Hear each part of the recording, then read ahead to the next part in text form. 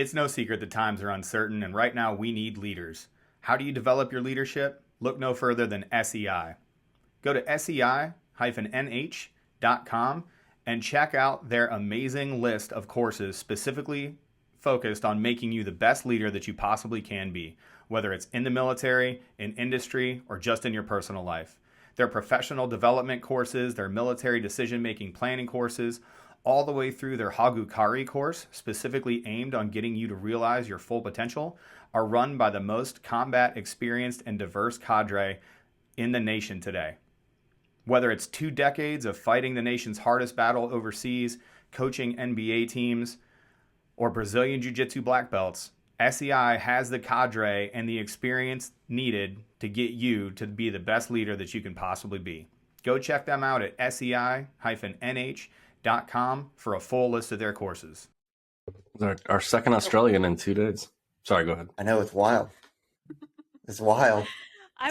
You better have your Aussie slang down, Pat, then. You better understand. I'm not interpreting for you guys. I'm just laying it out there as an Aussie.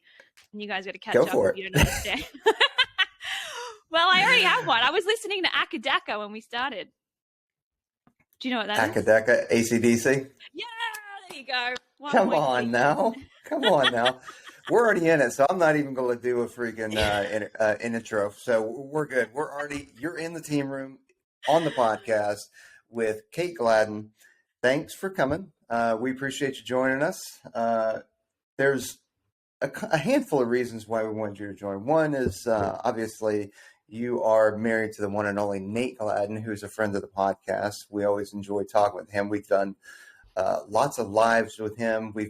I think each of us has been on his podcast.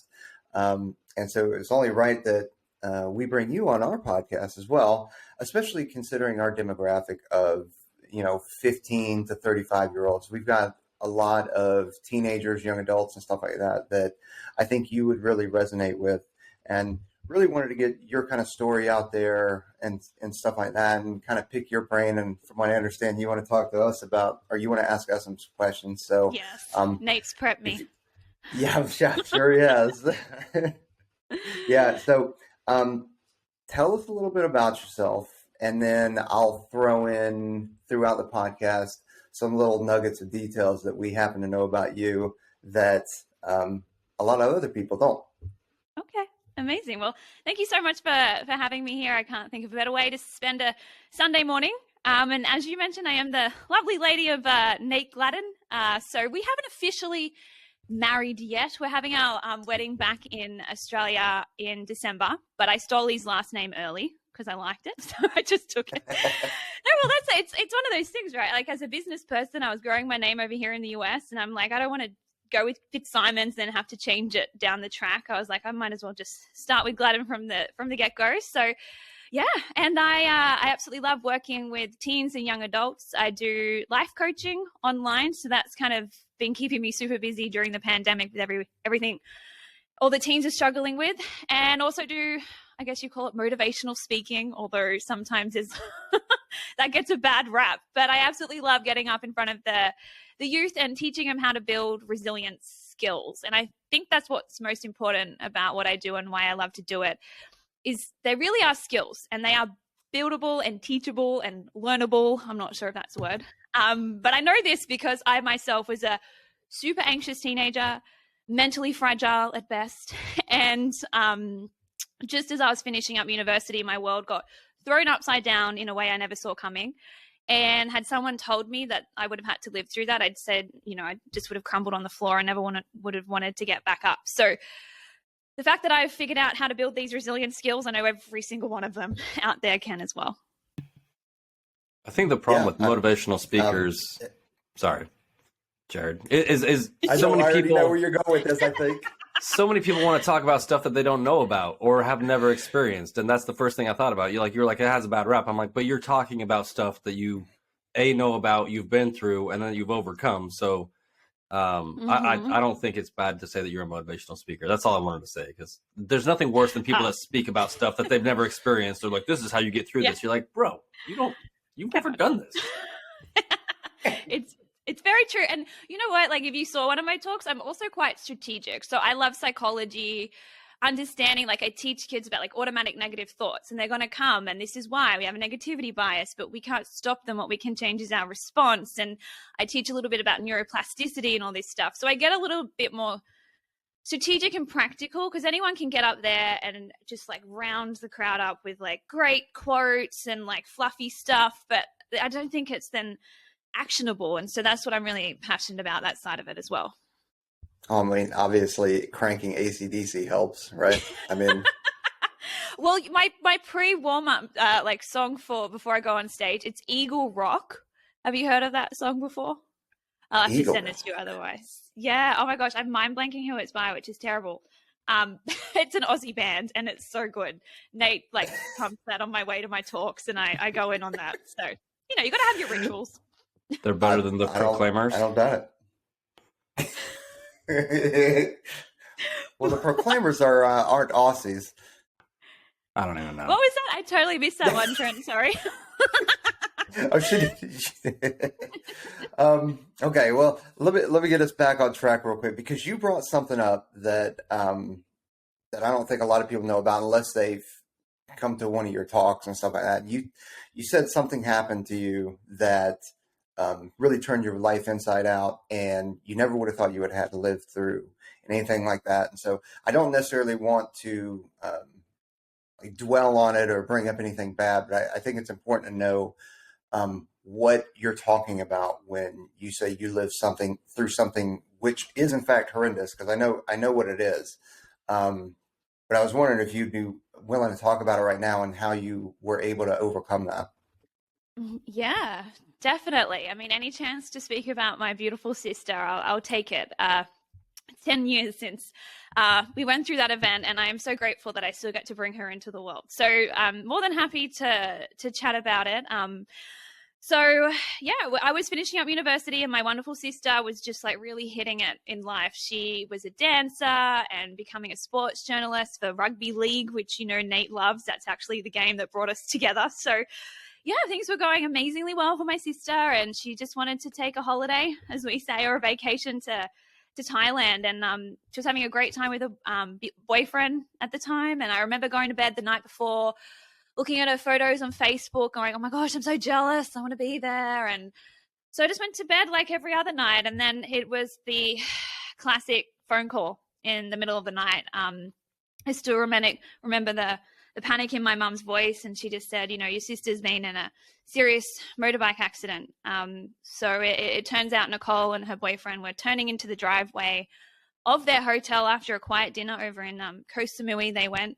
And the local rider came speeding up along the wrong side of the road and tried to cut them off and hit them.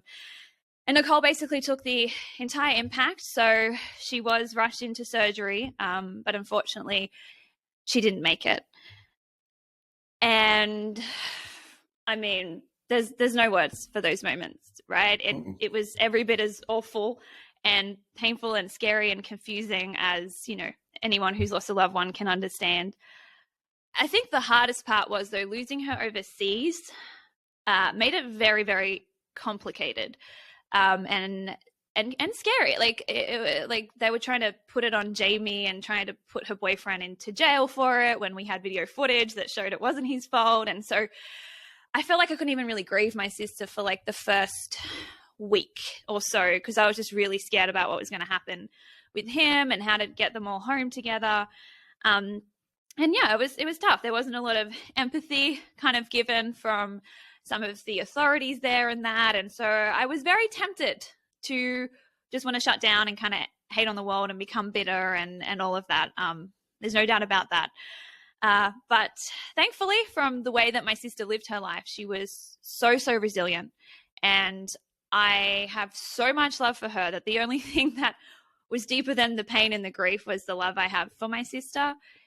And I've got to say, like, it was really Viktor Frankl's quote. I'm sure you guys have heard this before, that everything can be taken from man but one thing, the freedom to choose one's attitude in any given set of circumstances. And then hearing his story, reading Man's Search for Meaning, going through like, you know what, like that driver may have had the power to take my sister's life, but he has no power over the impact it's going to have on my life. because he can't touch that space between our ears where we have that power over our response, right? How we're going to choose to respond and handle things. And I drew all my energy up and just looked for the lessons and the purpose and the problems I could help solve for in my sister's, following on from my sister's accident, because she wasn't wearing a helmet, and that's something she never would have done back in Australia. You know, she took a risk overseas that she wouldn't normally take.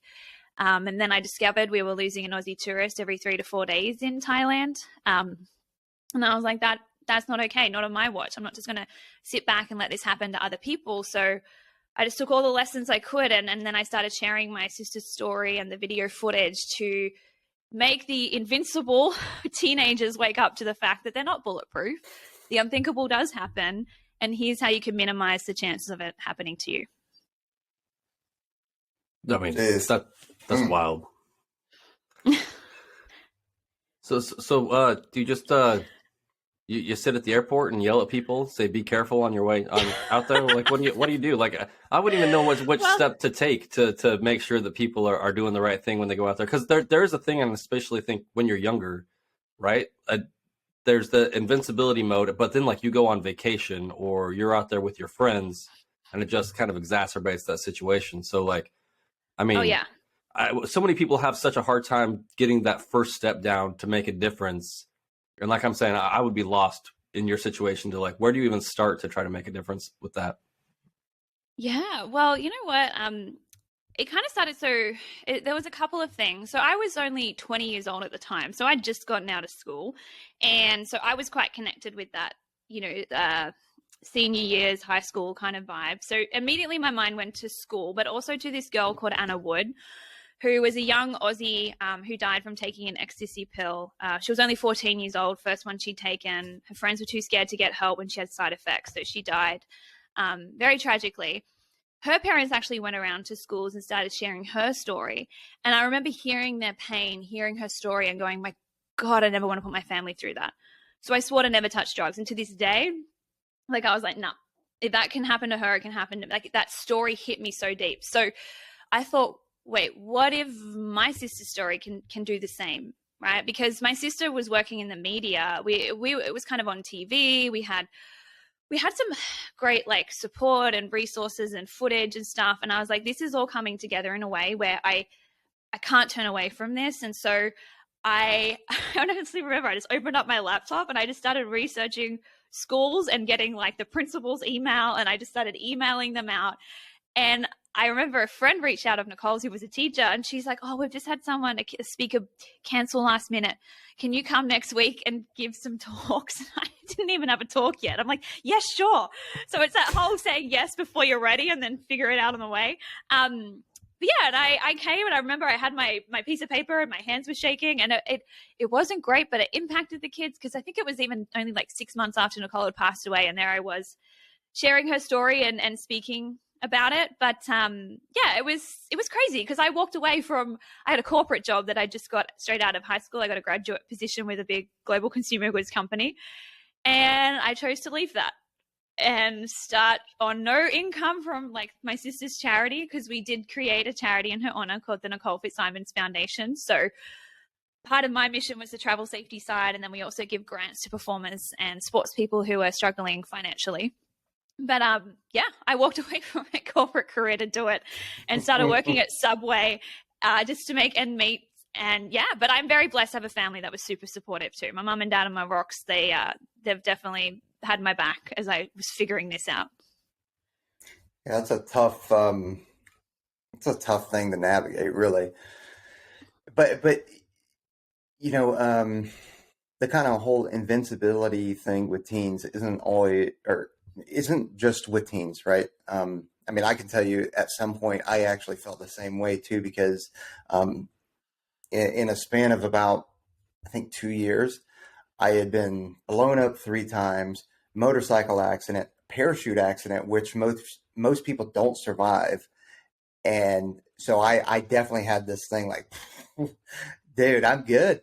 Nothing's gonna hurt me. Unfortunately, nothing really has, but like it can happen. Now, granted, I was a lot younger. I wasn't a teen, but still, I mean, Yeah. It's just Yeah. when you have things happen, anyway. you're like, well, I came out unscathed. All right. You know? Yeah, that's it's almost a curse. And I think humans have like we have a negativity bias, but we also have this like optimism bias of like this idea like the bad thing won't happen to me kind of thing, which is good. I mean, we don't want to walk outside our house every time and be terrified we're going to get in a car accident, but I think it's about risk mitigation and minimizing the risks. And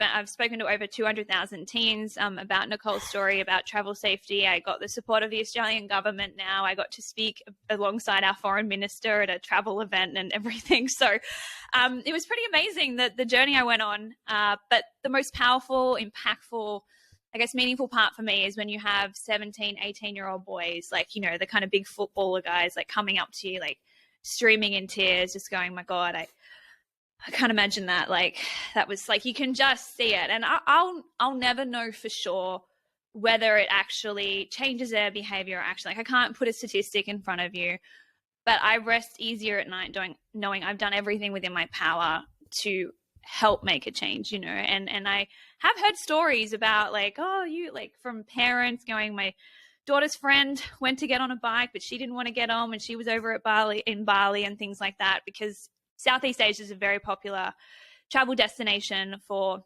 we call it schoolies. Basically, when you finish school, you go on a trip with your friends and you lose your mind. And unfortunately, a lot of places like Bali and Thailand are targets because it's pretty cheap for an Aussie to travel there.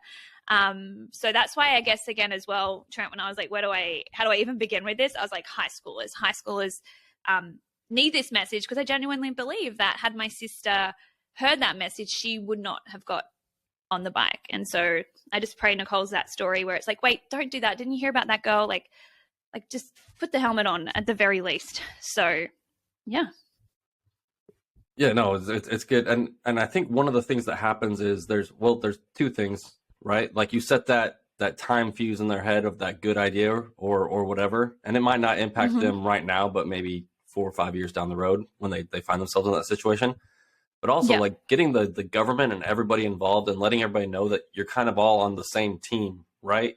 Like if your friend does something stupid and they're in trouble, like that 14-year-old, you don't be scared. Like, we're all on the same team and we all have the same goals to keep everybody safe and to bring everybody back. And I think that's one of those things that can be difficult to see, especially when you're younger, is the us against them mentality. And thinking that getting in trouble is so much worse and just because you have never experienced true life consequences before. And so like getting that together and creating that team environment so that everybody's working towards the same goal. And I think that's important.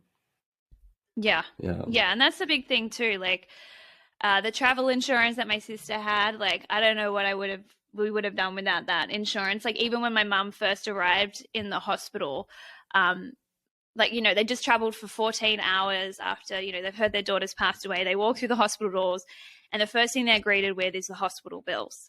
Like, they couldn't even see Nicole, even though she's already passed away, until they'd paid for those bills. And so thankfully, Nicole did have the right coverage for this, where mum ended up going, no, we've got insurance. And then that was able to take care of it. But it was in excess of, like, in total, it was about $50,000 in bills that, like, from Nicole's surgery through to getting her body back home. And, when you're in that kind of trauma, the last thing you want to be worried about is medical bills and trying to cover finances. And there's so many tragic stories where people are left out of pocket. So again, I'm trying to break down some of the bad rap people have about insurance, because they helped us navigate, like, how do you bring a body back home? How do you do this? How do you do, like, the insurance company was there for us through to, like, they helped rearrange so Nicole could go home on Qantas, which any Aussies listening, they'll know that that's the Aussie airline. Nicole would have wanted to fly home, on the Flying Kangaroo. And just little things. They sent flowers to be on her coffin at her funeral. They're human people that want to be there when you are in trouble. So I teach kids, okay, it costs $100 to $200 to get travel insurance. But if you can't afford that, then you're certainly not going to afford the bills if something bad does happen, which it can. So it's about trying to prepare them for to stop the unthinkable from happening to them, and then, making sure that they're properly protected and looked after if it if it does happen. So that includes the government support as well as like the travel insurance and things like that. So yeah, I never thought I'd be 20 years old and excited about travel insurance, but life takes you places, right? So yeah. Well, and this begs the question for me, at least, is when you're talking about all this stuff, like where do you get to the point where you can still have fun on vacation? Because it seems like you're just the wet blanket on everybody's vacation. Just saying. Yeah. Yeah, no, I mean, I started at the beginning with showing them like my schoolies photos, and it is about having fun. My little mantra or rule that I kind of teach them, I'm like, look, at the end of the day, yeah, let your hair down, celebrate. I just say, like, if you wouldn't take the risk at home where you do have your family, normal emergency services and support people, like you have your best team around you at home. If you're not taking that risk at home when all that support's there, please don't go take it overseas where you lose a lot of that support, right? Like even legally, like there was nothing the Australian government could do for us when we're trying to navigate this legal situation. They're like, that's in Thailand. Like we can try and support you over here, but you've got to, like, we can't overstep that boundary. So it's very scary and disorienting. So again, I say it's, and I tell them it's still your choice. If you want to get on a bike, that's totally up to you. I just feel better knowing I've properly educated you about, you know, some of the things that can happen. But I try and be as real and fun as I can be, because don't get me wrong, I love to have fun, and that's important. Especially I know how hard those poor kids have worked to finish high school. The final exams in Australia are awful. So I want them to celebrate that. But yeah, so that was like the first half of my journey from about 2012. So I left my corporate job in 2013. And then I probably spoke just on travel safety alone up until about 2016-ish, 2017. And then I began to transition more over to the resilience and mental health side. Well, you had mentioned that you were kind of a very anxious teenager, and I think just, you know, I have no studies to go off here, but just from what I've noticed in terms of talking to people and kind of what you hear on the news, is that, you know, with the last 2 years of COVID and stuff like that, anxiety has increased, right? And not just in teenagers and kids, but also adults too. So if with that being the case, and you manage to escape anxiety, which I've got to ask, because I don't have any anxiety. Like I don't know. It's weird, right? I don't know. My wife says I'm just weird because I don't have any of it, but that's right over. That's what happens. Yeah. Yeah. You got to be tall enough just to hit it right in the face. Man, that was smooth. I like that. That was good. Aaron missed that one too. Dang. Yeah. Anyway, so what are some of the tools that you found yourself using or that you promote now to help get people through that? Yeah, well, firstly, I've got to say, I definitely haven't escaped anxiety. It's still a very ever-present part of my life, but I've certainly learned how to manage it. And I think that's actually one of the first messages that I teach students is anxiety in within itself is no problem. Humans have been feeling it since day dot. Like it's part of our human brain is the number one mission it wants to do. It's not worried about making you happy. It just wants to keep you safe and alive. So part of that is constantly scanning for threats and dangers and things that have and could go wrong. So I think it's like normalizing firstly the thoughts that they have about anxiety, because the way you think about your feelings can either dial them up or kind of calm them down a little. So one of my favorite mantras is, oh, that's right, I'm human. Like, because sometimes I have to remember, like, this is part of being human, because I think so many of us want to try and make our life look like what they, especially teenagers, they don't quite have the maturity yet, so they want to make it look like one girl I coach is like, she gets up and then she has a green smoothie and her room's clean and then she does this and she does that, and like my life, I don't feel, I'm like, no one's life is like that. Like, come on. So I think it's just like educating, like anxiety is a normal part of the human experience. It's coming from your brain just wanting to keep you safe, like an overprotective dad. And humans naturally want to try and any sort of unknown. If you're about to face an unknown situation, anxiety is going to be part and parcel of it. But there's things we can do, like I said, that can kind of better manage it. So through throughout my whole, I guess, journey, I was trying to figure out how the heck do I capture up every kind of little thing that I did to better manage my emotional life. And I came up with my own little special strategy, which I call the 3 R's to responsibility. So that's kind of what I teach in my talks. And the biggest thing is, like, the reason humans can spiral super quick, end up overly anxious and panic attacks, is we immediately believe and react to our thoughts as if they're actually true and factual circumstances of our lives. Like, oh no, everything's going wrong. That person thinks I'm an idiot. I totally stuffed everything up. Like, we fuse with our thoughts so quickly that we begin to spiral out of control very quickly. So showing teenagers, and my big message is, like, recognizing what you're thinking versus what's actually happened. So it's a little bit of stoicism thrown in there to kind of, let's take a step back and actually recognize the thought for what it is versus what's happening, and showing them the big truth that no one ever taught me when I was in high school. I was like, probably would have helped, is that our thinking causes our feelings, not what's happening out there in the world. Because I was so anxious because I was so focused on the outside world, trying to control that to try and feel better. No one ever told me, like, hey, if you pay a little bit more attention to what's happening in your internal world, that's where you have way more control. So yeah, anxiety comes from focusing on what you can't control. So I bring their attention back into their own mind and just show them, hey, you're not super anxious because, you know, everything's going wrong. It's because you're believing the thought everything's going wrong. So kind of getting them to identify that doesn't instantly make you feel better, but it does give you back that sense of control, realizing you're not stuck at the effect of what's happening in your life, simply your thoughts and beliefs about it. So that's kind of my step 1, to dial things down a little. And then reflect is the second R, which is reflect upon the impact of your thoughts. Because a lot of us want to keep justifying why it's true. No, this shouldn't have happened. That person is a jerk, whatever it is. And so I'm like, okay, I hear you. Like, you can, all day long, our brain finds evidence for what it believes. So you will have a very good case for your current thoughts and beliefs. But tell me, is it anywhat helpful to think of it that way? Do you take any sort of productive action or show up in a way that you're proud of from these thoughts and feelings?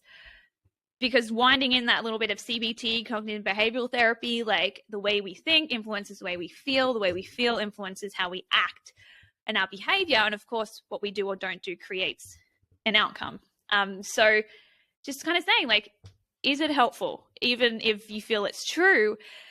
For me, like, when people are like, how are you able to let go of the blame and negativity? Because that driver who actually hit Nicole and was driving on the wrong side of the road was never charged for it. Like, there was never any sort of justice around that. He never apologized to my family. There was no compassion or anything. And so it was very easy to want to kind of become bitter, but I realized, like, there's zero upside for me staying in that blame or negativity. I withdraw from life. I complain. I get judgmental. I add to the negativity in the world, which is the very thing I'm outraged against in the first place. And the more I blame him, the less I'm able to show up for love in the world for my sister. So I kind of just, like, surrendered to, like, it does become easier to let go of when you see your thoughts are just simply not helpful.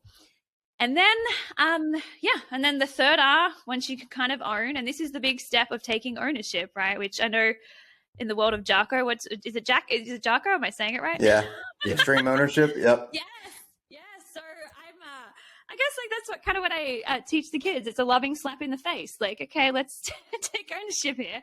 And, and then we can redirect, which, I have a few ideas. Like, a lot of kids say, think I'm going to say redirect to the positives, which is great when you can find them. But I find sometimes when I'm going through something really painful and really challenging, it can be hard to kind of see the positives, right? Like, when you're lying on the floor trying to pick a dress for your sister to be buried in, like, there's not a lot of positives in that. And so what I offer as an alternative when you're struggling to see the positives is actually to look towards your problems.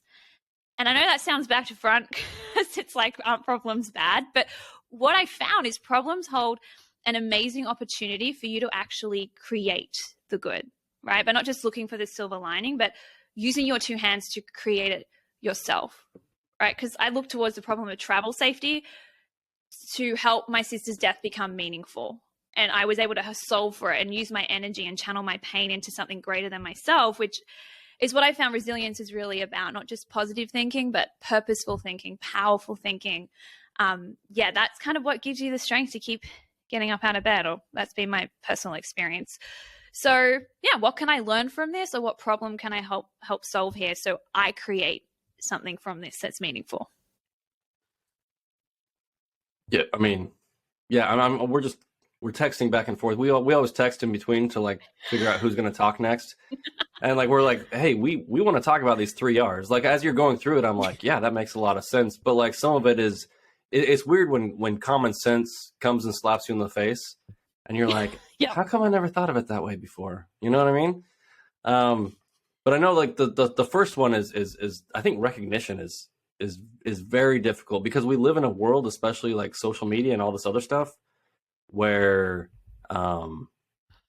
even recognizing that you're part of the problem can be so difficult. And like, we all live in these echo chambers where no one is ever telling us like, hey, like, this is what you need to be doing. I don't know how to start taking that action. Like, what's the impetus to like get anybody to do that if they haven't experienced something like traumatic? You know what I mean?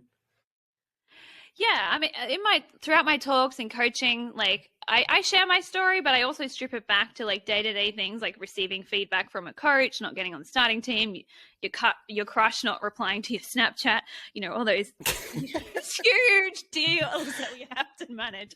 So it's kind of I show them firstly, like, okay, here's the two options I thought I had to deal with my emotional life as a teenager. My first one, because when I thought, my feelings are just happening to me and I don't have a choice, number one was what my main option, which was go into freak out and control mode and try and control and manipulate and deal with all of it that way, like get that person to change their mind or to apologize or to swap class from that teacher or to get my parents to change their mind and try and argue against the world.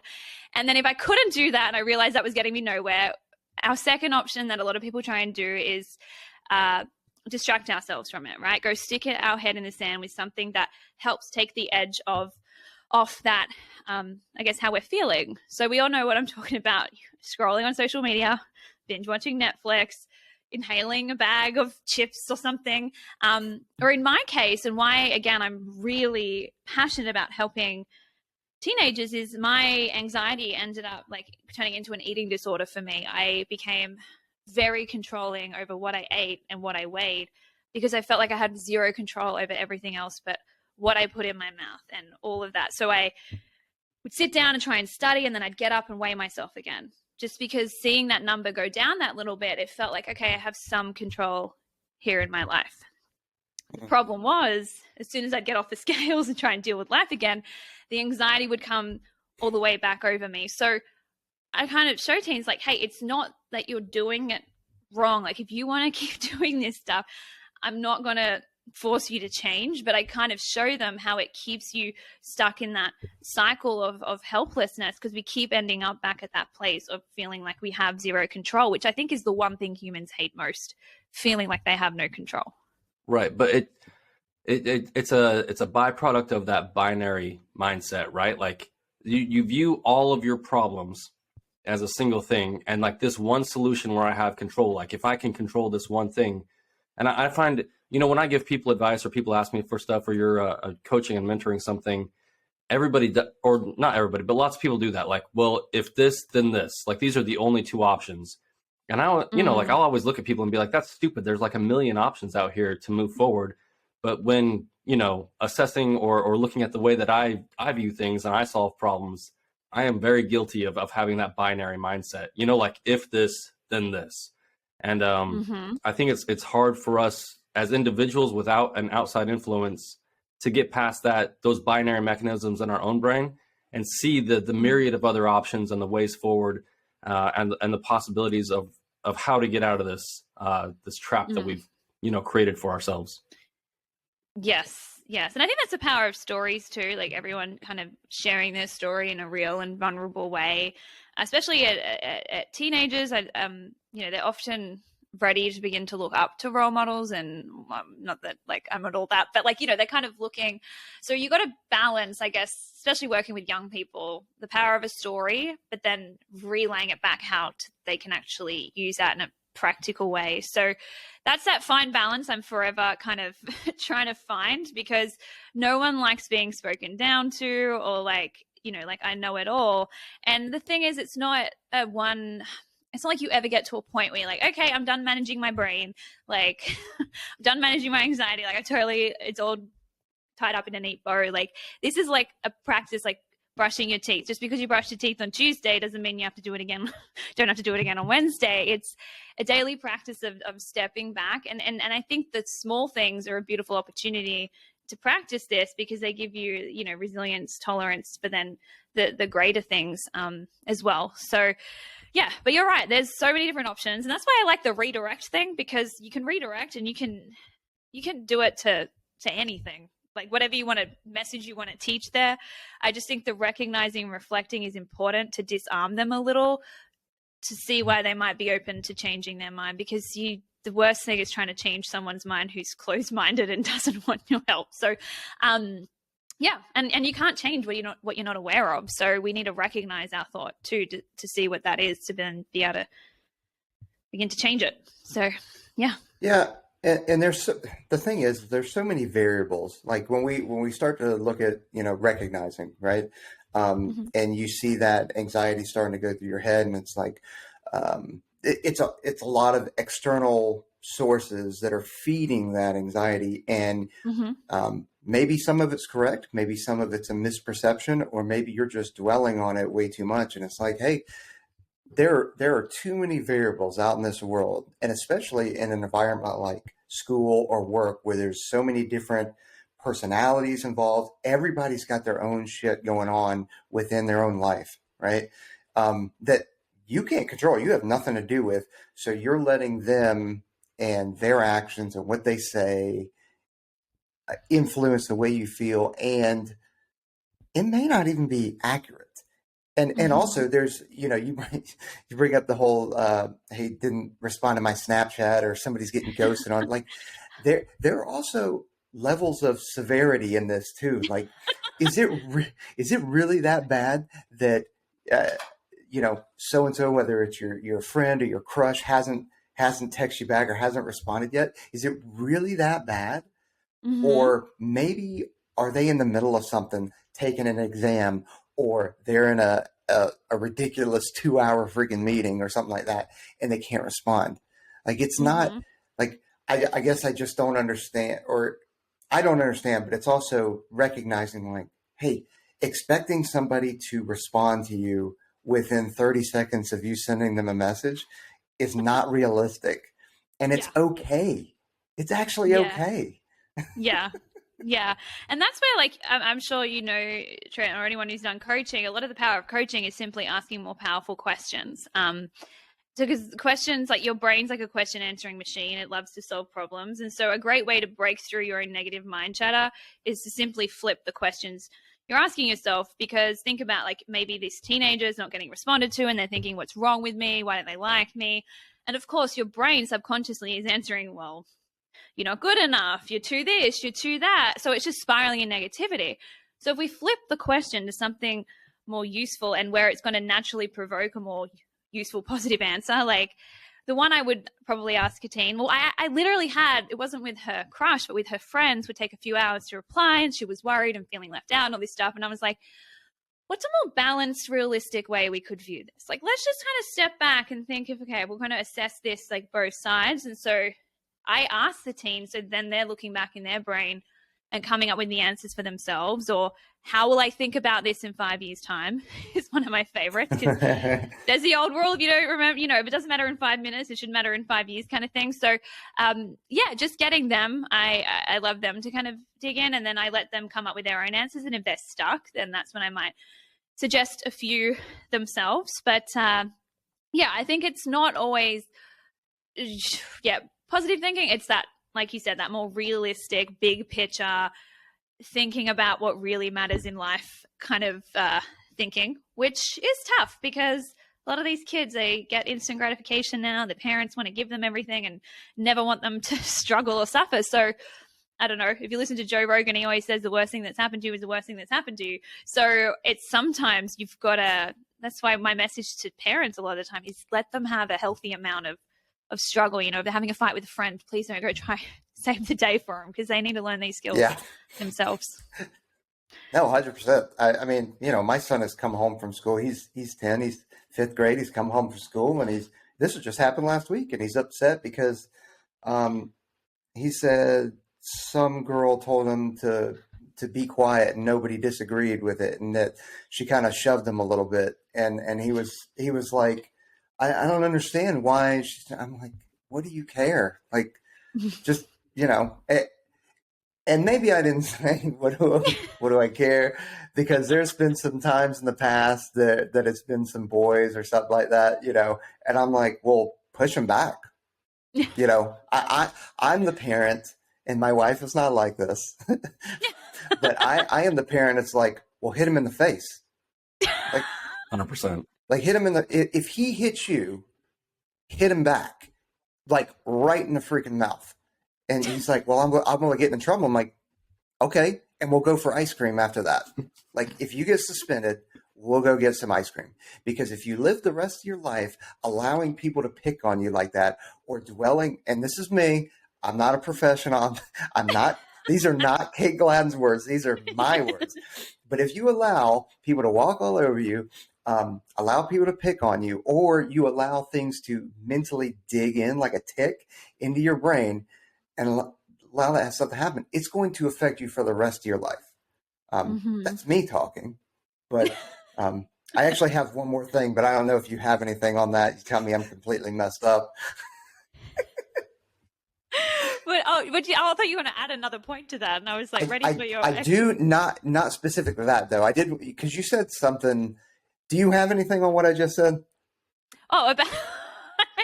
I'm not anti a little bit of like growing a man standing up for himself and things like that. It's each to their own. I mean, you never want to encourage violence as the first conflict resolution solution, like, kind of thing.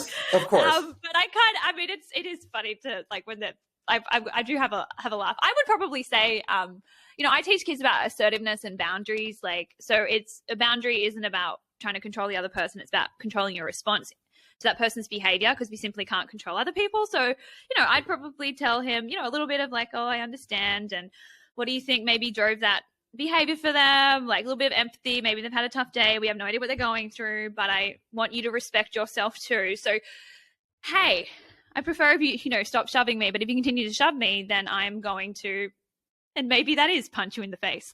Just give them a warning. But, typically I'm like, you could go like, what other options do you have? You could tell a teacher, try and walk away. Maybe it's just simple as walking away. Like, I don't know, but it's usually a request followed by your intention in response to their behavior that self-protects you. So, well, I definitely skipped stuff that I went through, the escalation of force. There is an escalation of force. And what's so funny is, like, my daughter is more of a pipe hitter than my son is. But I mean, there's a significant age difference. My daughter's 15, high school. In fact, she told me the other day, she's like, I don't think you'd survive my high school. I'm like, what do you? I wouldn't survive your high school, really? Okay, that's all right. But anyway, I digress. You had talked about you said something to the fact of taking care of the small things. And that's something that I believe in as well, is if you take care of the small things, the big things will follow. Because these little ankle biters, even though they're real small tasks or problems or whatever, you talk about, cleaning your room, having a smooth, and I know we're talking about social media, but taking care of the small things, big things will follow. Because if you can take care of all the little ankle biters, that frees up bandwidth in your mind to be able to focus on the big things that either need to be solved or need to be accomplished. So I dig that you're actually talking about those kind of things. I think that that's important.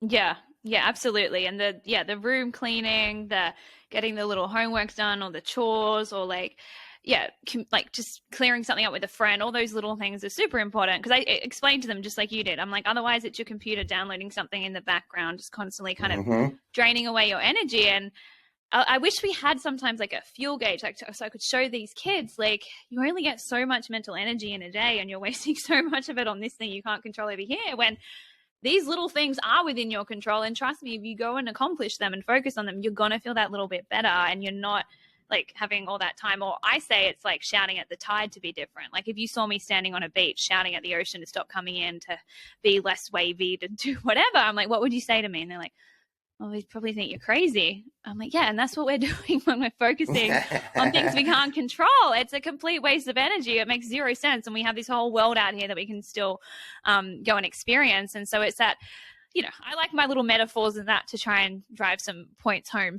to them. But yeah, because teenagers' number one thing they focus on is what someone thinks of them. I'm like, we simply cannot control other people's opinions. So that's my 100%. Yeah, that's what I'm constantly coaching on. Yeah, I mean, I love talking to students when, on the question thing, when they're like, well, I just don't think like I'm good enough for this team.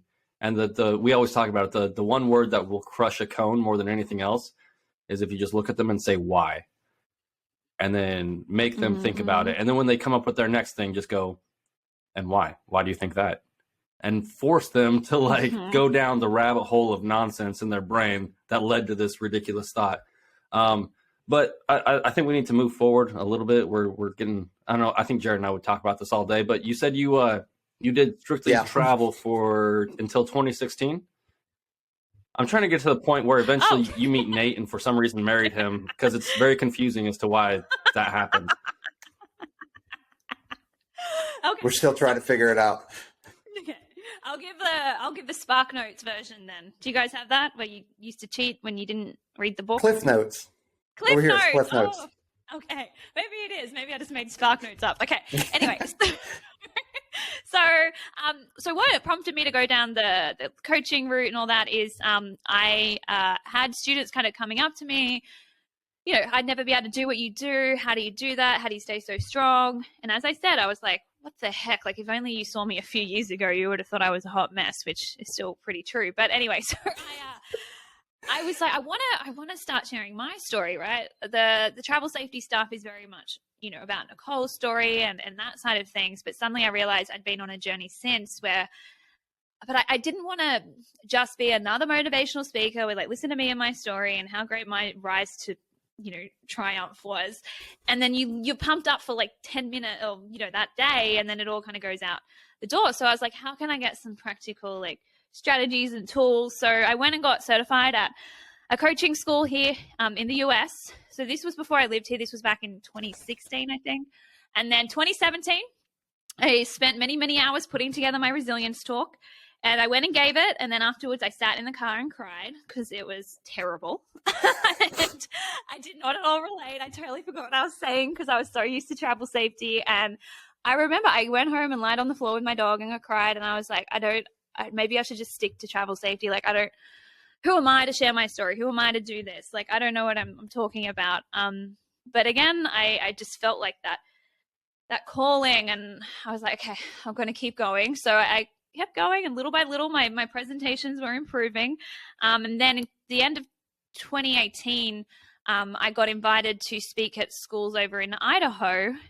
So that's kind of what started the American leg of my my speaking and all that over in schools over here. So that happened at the end of 2018. And I remember like crying and screaming and, oh my gosh, I'm going to speak in America. And then I was like, oh crap, I better improve my talk a little. So no, I worked really, really hard. I love my talk now, but I just wanted to share that because I think a lot of people see the highlight reels and I want them to know it was a lot of, like, the thing about a speaker is you fail in public. Like, the only way you know if something lands is to go out and say it. And then you have to deal with the humility to kind of lick your wounds, learn from them and get back up and try again. But earlier in 2018, Mum and I decided we'd go on holidays to New York and DC. We proudly sponsor the Brooklyn Kings rugby league team over here in New York. They were Nicole's logo, her charity logo. Yeah. So a guy who worked with Nicole back in Australia, moved over here. He knew how much she loved rugby league. Like, she lived for the game. So he wanted to honor her in that way. And Mum and I always said we'd go watch him play. So we thought, why not do mother-daughter trip? And Nate and I had actually met. We'd done a Zoom call, which I hadn't even seen him. We just had a chat about a podcast interview we were going to do for his Rugby League in America show. Because Matt, Nicole's friend, had connected us and like, you two should chat about the Brooklyn Kings and Nicole's foundation. So we're just chatting, and then he's like, oh, I live in DC. And I'm like, oh my God, Mum and I are coming to DC. Like, let's meet up. Because I love meeting local people at local places. Like, I don't want to do the touristy things. I want to like meet the real people. And you know what? He nearly ghosted me. He nearly didn't come. He wasn't replying to my message when I asked to meet up. So my mom was like, I'm like, I messaged him twice. I'm not doing it again. Like, I'm not going to be that girl. Last minute though, he said he'd come. And so he had dinner with my mom and I. And we ended up chatting the entire night. And I was like, wow, this is the most fascinating person I've ever met. I just wanted to talk to him all night. So we did again the next night. And then he came and saw me in New York before I left. And all of these were basically with my mum, so he double dated us. But I really felt a connection then. And then I went back to Australia, and then I saw him again when I spoke in Idaho. So we went about 6 months or something without seeing each other. And I knew then when I still wanted to see him 6 months later, I thought, oh, maybe this is something and not just like a holiday romance or something. So rest is history. He's like a virus. He just burrows in there, and you just can't get rid of him. Yeah. No, he's amazing, and I'm super proud of everything he's doing with his Inheriting Manhood podcast. I remember him setting that up and chatting to him about what he wanted to do, and I felt like I saw a lot of him, like what I went through when I was trying to transition from Nicole's charity, who is like, that is like at the heartbeat of what I do, and I love it. But I knew in order to chase this next dream, which I feel like is such an honor of my legacy, Nicole's legacy as well, because she was so brave with her life, but it was hard to let go of the travel safety stuff and making that my main focus. And I could see the same with him in rugby league. He loves that game still so much, and everything is given to him. But I was like, no, like this is really, I really believe in what he wants to do with that. And so I'm super proud of him. So But little proud moment. But still, like, I think you were like a bodybuilder in Australia. Like you were like the best 100 women of influence in Australia, and then like Air Force enlisted dude. You know, like I'm just saying, Nate, I love you. Just so you know. No, yeah, he blew me away, and it took a little bit to get the parents on side with it. I'm not sure they thought. I think they thought I had lost my mind. In a way, I had some of my biggest moves I've done in life that have paid off in the best way. Initially, I had some pushback against them, or people thinking, yeah, I'm crazy. But you know what? When you lose, like I'm living for Nicole and I now. Like I will never let fear hold me back. I just put it behind me, because the only fear I have is fear of regret. So yeah. And then I don't recommend long distance, especially not during a pandemic. That one's not fun. Don't do international love during a pandemic. That was pretty stressful. But as I like to joke, I said, I used to say I never want to date a military guy or anyone long distance, and Nate was both those things. So those guys are the worst, I've heard. But like, I think there's something to the fact that you'd gone through all these experiences, and you'd kind of gotten used to jumping into the deep end of the pool, like the public speaking and all that other stuff. Mm-hmm. I think there's maybe people don't recognize it, but when you get used to just taking opportunities and opening yourself up to that kind of, experience throughout your life, when you find someone, at least this was my experience, right? Having gone through some of those things, when you find that person, it just made it a lot easier to be open and willing to let those things in. And this is becoming like a love podcast now, I guess. I don't know. Like when I met my wife, like relationships with peaches and shrimp. But I think there's that growth and that willingness to take that risk. I think I'm just saying it translates into so many facets of your life and creates those opportunities Mm-hmm. and allows you to take those opportunities to lead to, really positive outcomes. Yeah. And it's finding value within, like, even if this doesn't work out, knowing like I still went for it. Like, I'm the kind of person that leans in, is open to life. Like, even if Nate and I didn't work out, like I spent 3 or 4 months over here before the pandemic, and I was like, this is my chance just to see, but I'm never going to regret something that felt like it was, I don't know, drawn to me, that I felt passionate about, interested in. And I think the other thing is, though, when you survive literally your worst nightmare, like I remember being carried out of my sister's funeral, like screaming, and just that pain, like I've lived that moment. Everything else that happens after this, like I can totally handle. And I think anyone who's lived through those kind of moments knows you do gain courage from them when you realize, I'm still here, I'm still breathing. If I can handle that, anything else that happens, I've got. Nope, you're 100% right. I don't know if you guys can hear my dog freaking running around. Oh, Anyway, yeah, I'm not showing her. She doesn't deserve it. oh, I can't help but want to see everyone's dog. What kind of dog is she? She's a German Shepherd, a working line German Shepherd. So Oh, I she's used a to have a baby. Belgian Shepherd growing up. Yeah. Yeah. So one of the things before we kind of wrap this up, just because we're getting on with time here, I want to make sure that we get a chance to plug not only your book but also your podcast, because you have podcasts for teens and you have a podcast for parents. Yes. So go for it. Okay. Well, thanks so much. So, yeah, I have my podcast show for teens. That's originally where I started. Well, it's teens and young adults. Like, it's all the way up to like 30-ish, I think. Although I had someone's mum in Idaho who was like 75 listening. So, any age is welcome. It's called Okay, Now What?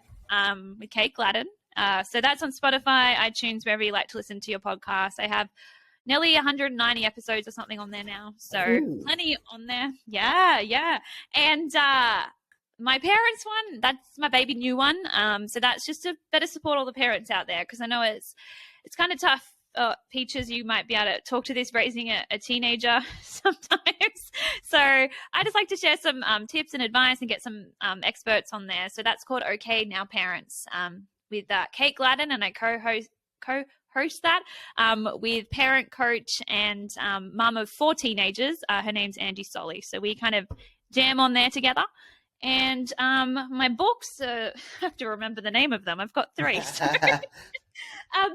I've published 3 books over the last like 18 months or so. So for teenagers, I have The Teen's Guide to Social Skills. That's the first one. So that's about self-confidence, EQ, empathy, kind of navigating relationships one. Mini habits for teens. So as we said, start with the small stuff. So that's just everything from organization through to mental health, relationships, even just like accepting loss and defeat and things like that in your sports games and how to bounce back from that. And I also have a workbook for the social skills for teens that I just released as well, with some practical exercises and activities. So you'll find those on my website, kategladden.com, as well as, just about my talks and what I do. So if anything's interested you, please check that out.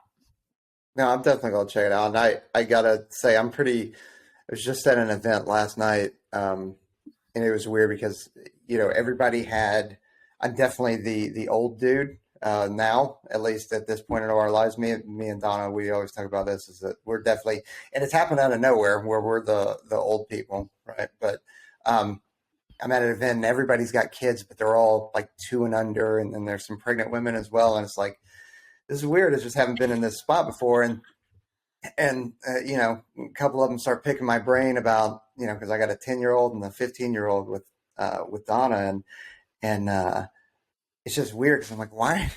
I am definitely not the person to ask for advice here, especially because, and a lot of them that have daughters, they're like, hey, teenage daughter, like, is it as terrible as everybody says? And I'm like, well, I can't speak for everybody else, but my experiences, my daughter is fantastic. Haven't had any issues with her or anything like that. So she is, and she doesn't listen to it. She edits all of our podcasts and stuff like that, but she doesn't listen to them. She goes, okay. what's at the front?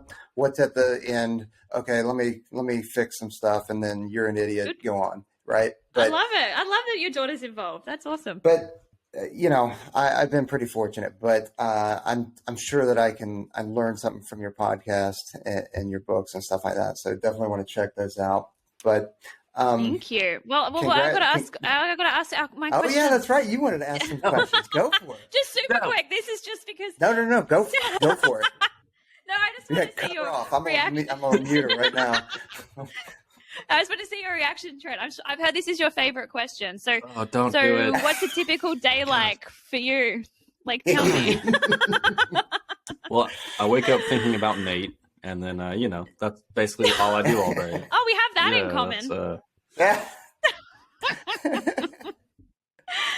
And Peaches, well, we kind of already poked fun at this one, but do you want to ride a roller coaster together, Peaches? You're probably, if I'm not allowed on the New York, then in Vegas, then you gotta be this tall. Yeah, no, I was asking last night because Mum bought Nate the Sydney Harbour Bridge climb, and I was like, I wonder if Peaches is tall enough to climb that, because I know you have to be a certain height. So. Probably not. It's a bloodbath in here. I appreciate you guys so much, and thanks for the privilege of being on your show, and also all the support you give Nate. I know he loves you guys, and Peaches, that video you did for his 40th and 20 years, he watched that over and over. He loved what you organized for that one. So yeah, thanks so much. Well, you're absolutely welcome. And regarding that video, that was just good timing. I mean, really, it's not often that HIMARS are shooting off right as you're talking. So it's pretty cool. Totally. Awesome. Well, for everybody out there tuning in, thanks for watching. Thanks for listening. Make sure you guys go check out Kate Gladden. She's got books. She's got podcasts. And you can also book her to come talk if you want, at an event that you guys have. So, and I think you actually post a schedule where you're going to be too, don't you?